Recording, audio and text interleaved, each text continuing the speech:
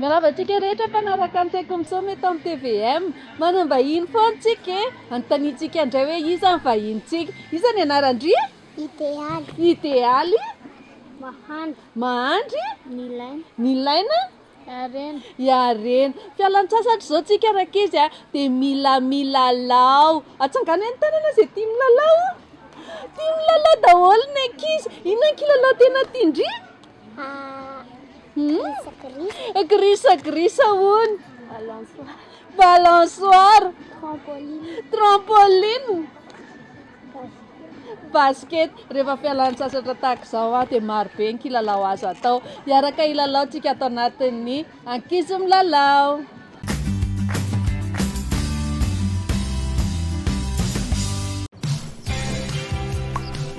Le parc est un bon endroit pour s'amuser à faire des maths avec les enfants.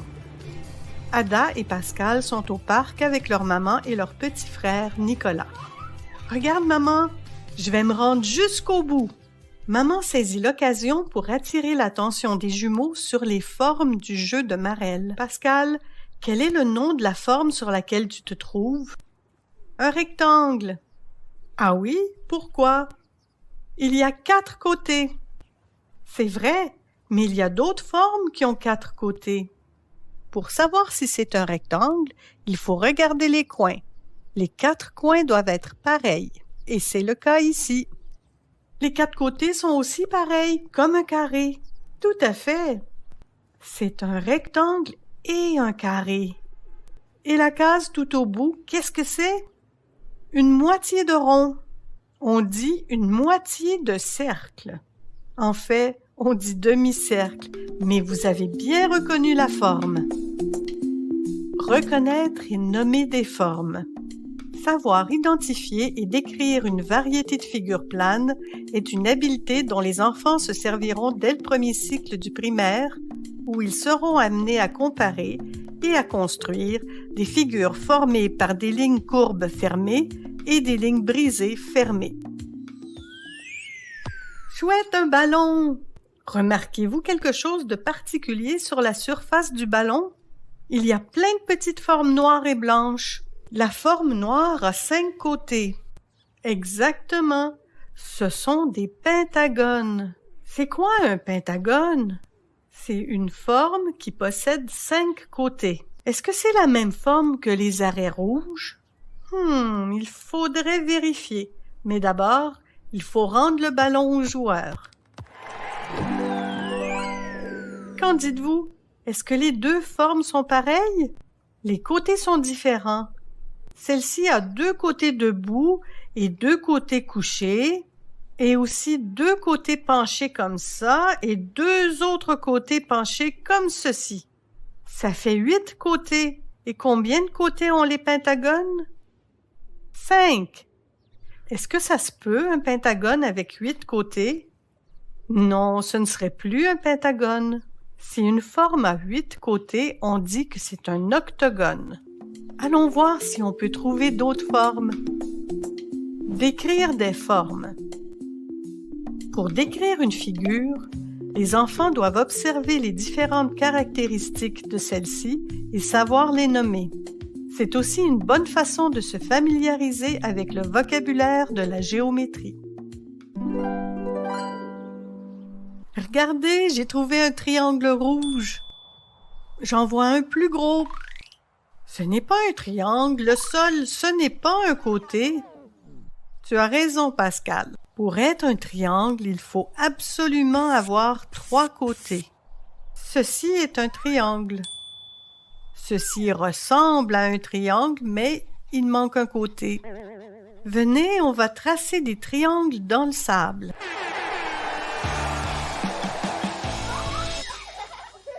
D'abord, dessinons un triangle avec 2 côtés pareils, comme le triangle rouge. Tu l'as dessiné à l'envers. La pointe va en haut, comme ça. C'est le tien qui est à l'envers. Les triangles n'ont pas d'endroit ou d'envers. Peu importe de quel côté on regarde, ce sont les mêmes triangles. Essayez de tracer un triangle avec 3 côtés pareils. Regarde, maman, j'ai dessiné mon triangle comme Ada. Bravo! Maintenant, tracez un triangle avec 3 côtés différents. Maman, lequel de nos triangles est le bon? Les deux ont 3 côtés différents. Vous avez tous les deux réussi. Les différents triangles. Amenez vos enfants à construire des triangles en les laissant expérimenter avec des objets de différentes longueurs, comme des pâtes alimentaires, des crayons ou des baguettes de bois. Encouragez-les à construire des triangles de toutes sortes et dans des positions variées. Après avoir tracé toutes sortes de triangles, Ada et Pascal décident de construire des gâteaux de sable. C'est moi qui prends le seau mauve. Non, c'est moi. Pourquoi tenez-vous autant à avoir celui-là? Parce qu'il fait les plus gros gâteaux. Ah oui, comment le savez-vous? Parce que le seau mauve est grand comme ça et le bleu est seulement grand comme ça. Les deux font d'aussi beaux gâteaux. Ceux faits avec le mauve sont plus hauts, ceux faits avec le bleu sont plus larges. Mais lequel fait les plus gros? Pour le savoir, il faudrait comparer la quantité de sable que chacun des seaux peut contenir. D'accord, on remplit les seaux pour voir.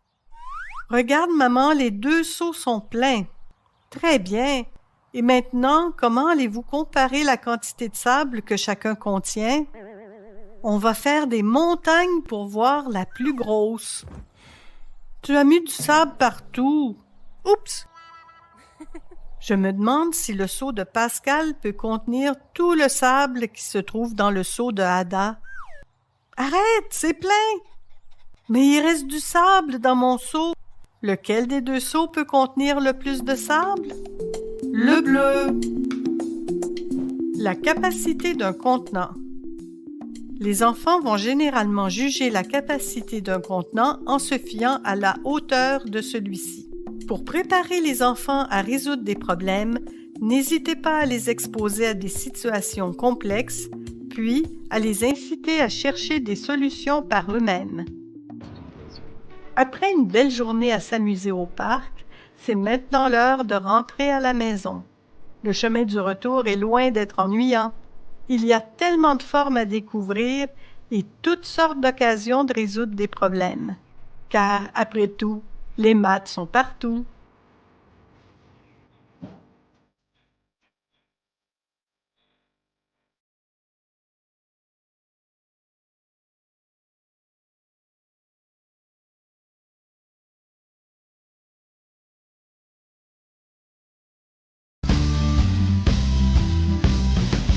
Rehefa avy ny lalaontsika dia izao rakizy na dia fialan-tsasatra aza ny andro dia mila mianatra amin'izay tsy arafesiny ity zany inona izao ny fianarana tena tianareo amin'izao vakansy izao? Inona hono? Mbola mianatra lesona hono izy rakizy ary ny Ndry inona fianarana tena tiandry? Mianatra lesona daholo ny dia ndao ara hianatra lesona atao anatin'ny tsaiko misaoma atao anatin'ilay hoe ankizy mandal.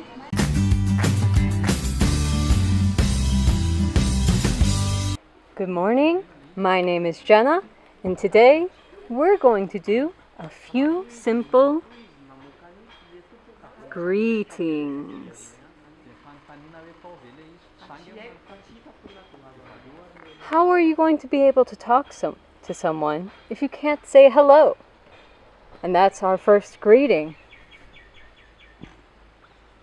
Hello stands in for the simple manahon, salama. Very simple, very good. Hello. And next, you can ask someone, instead of vau vau in English, you say, what's news? What's news? Vau vau. And the obvious response is to say, no news.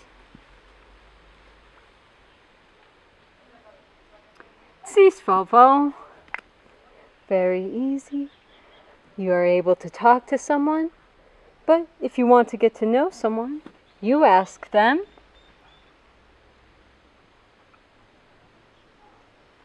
what is your name? Hello, what's news? What is your name? For me, my name is Jenna.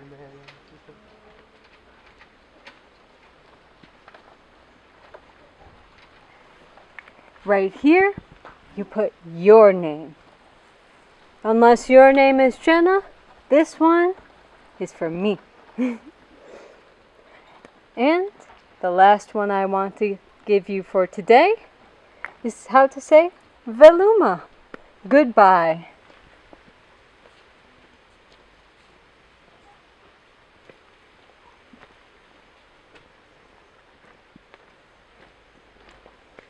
Let's review. Hello. What's news? No news. What is your name? My name is Jenna. Goodbye. I hope this was fun going over greetings in English. Goodbye. Sao zay rehefa avy mianatra lesona dia mahay. Nareo efa mahay rehefa avy mianatra lesona sa tsy mahay? Mahay. So dia mody mianatra fotsiny aloha e. Tena mianatra hony. Dia rehefa mahay ny ankizy dia afaka maneho ny talentany ato anatin'ny tsaiko misomy. Inona zao no tena haindry? Ankoatran'ilay any am-pianarana? Mahay mihira, mahay mandihy, mahay manao sary hono izy. Ary ndry meme fotsiny izy. Ary ny ndry inona no tena haindry? Mianatra mandihy. Mianatra mandihy hono. Ay, mianatra mandihy ihany koa hono izy e.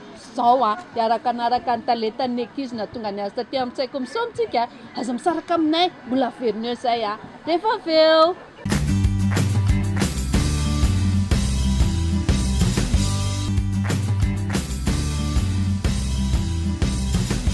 Maeza misaotra raha misy manome ny zava-tsy ho anao. Tingany teny hoe misaotra ny tompoko akoho misotro rano na be na kely eny. Nandeha angeta zany diny sy jereny. Zay azo njainjay isara lohataona. Raha ankizy mamosena ambaka be anao.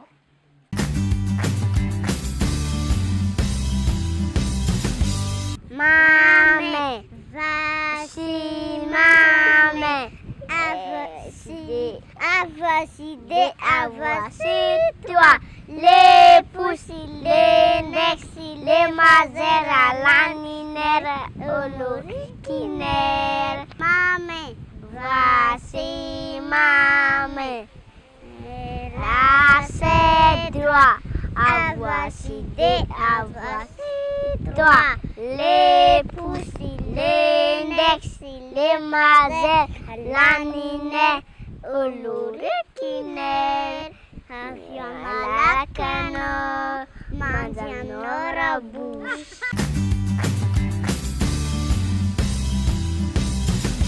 Les cartables sur le dos, la goudre à la main, les sapots sur la tête, les savates sur les pieds, et revoir la maîtresse.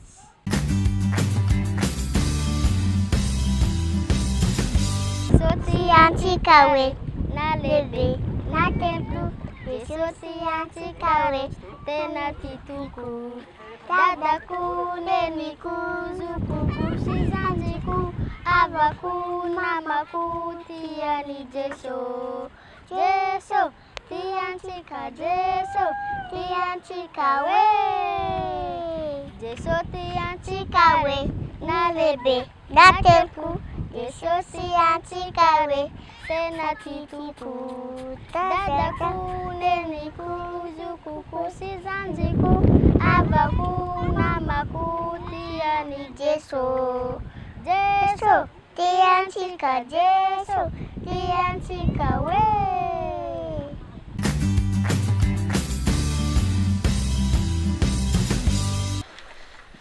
Inona ry zao fitovany sy ampizay?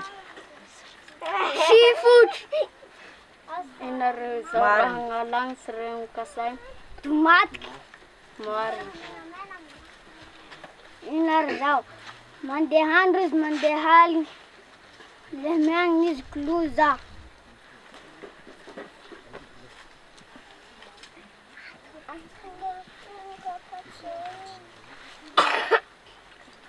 Fiaignany. Marina. Inareo zao raha an-drano agny sy le nata. Vato. Marina.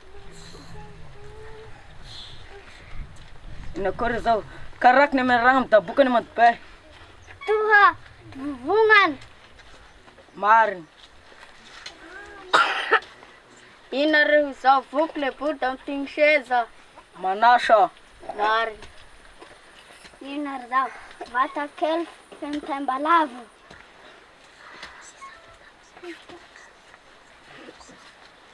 Ingoza. Marina. Ina koa ry zao raha ngalahy be somosomotra ko raha ngavavy be ranomaso. Orany. Marina. Ina koa ry zao tapana sy malazo. Vondoha. Marina. Inareo zao nen'olo koza le vanitondra rano ko tao andohany na koza ko tao ambody. Petrôle sa ziro. Marina.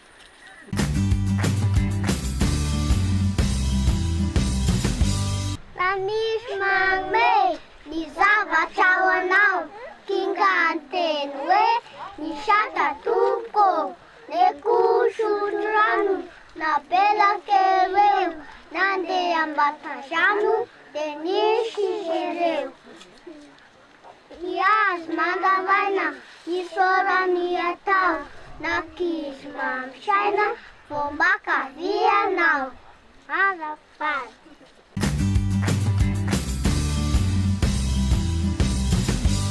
Dia volana feno manana takarivany, sy manisy famirana lava.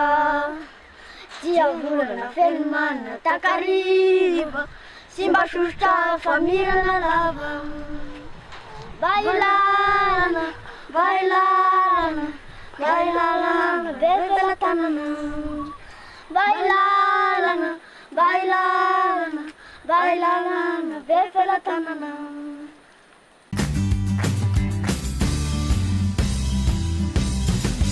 Mazava ny sinanane, mazava aminaya, mazava ny sinanane, any aminaya.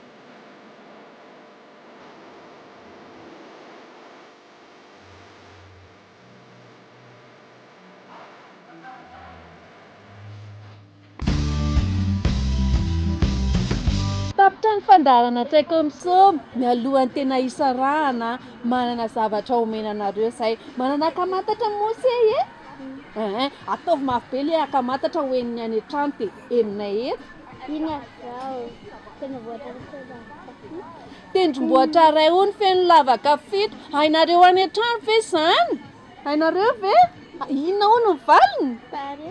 tare ony ndraikizy marina ve lohany sa tare isao ny lavaka amin'ny lohanareo io dia tsy haiko hoe marina sa diso dia iza koa mbola manana Ina zao, elobetsy mipika.